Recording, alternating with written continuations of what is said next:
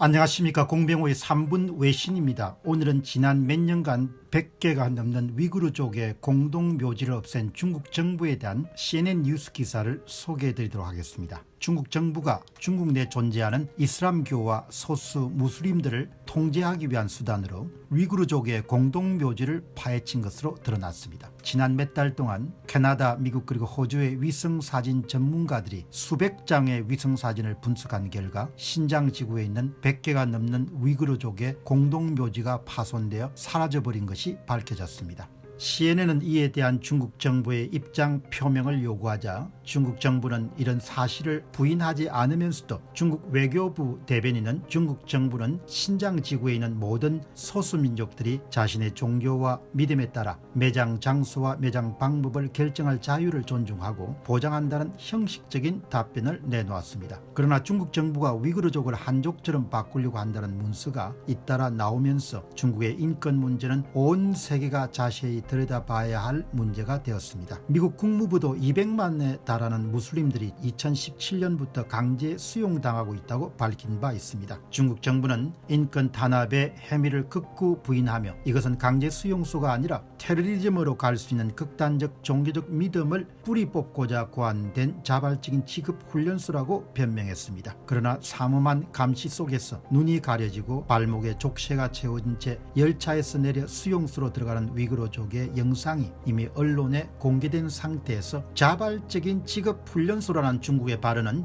신빙성이 없어 보입니다. 더구나 수용소 밖에서도 비슷한 인권 탄압이 벌어지고 있습니다. 100만 명이 넘는 중국 공산당원들이 위구르족의 가정에서 함께 주거하며 그들의 애국심을 가지고 행동하도록 교육 감시한 사실이 드러난 것입니다. 위구르족의 공동묘지 파손과 더불어 이러한 일련의 사건들은 위구르족의 문화를 억압하고 그 자리에 중국 공산당의 문화를 뿌리내리려는 중국 정부의 대대적인 움직임을 보여주고 있습니다. 위구르족에게 있어서 묘지는 해마다 열리는 성지 순례의 장소이며 함께 기도하고 음식을 나누는 문화적 공간이기도 합니다. 수백 년 동안 지속된 공간이 지난 2년 사이에 사라져버린 것입니다. 일부의 묘지는 2017년 이장된 것으로 확인되지만 살아있는 친인척들에 의해서 미리 이장 등록이 되지 않은 묘들은 그 후 어떻게 되었는지 전혀 확인할 길이 없습니다. 심지어 위구르족에게 신성한 장소로 여겨져 왔던 1000년 이상 된 술탄의 묘지도 2019년 4월 완전히 사라져버렸고 그 일부는 현재 주차장이 되었습니다. 중국 정부는 공식적으로는 도시 발전을 위해 그리고 좀 더 문화적이고 정신적으로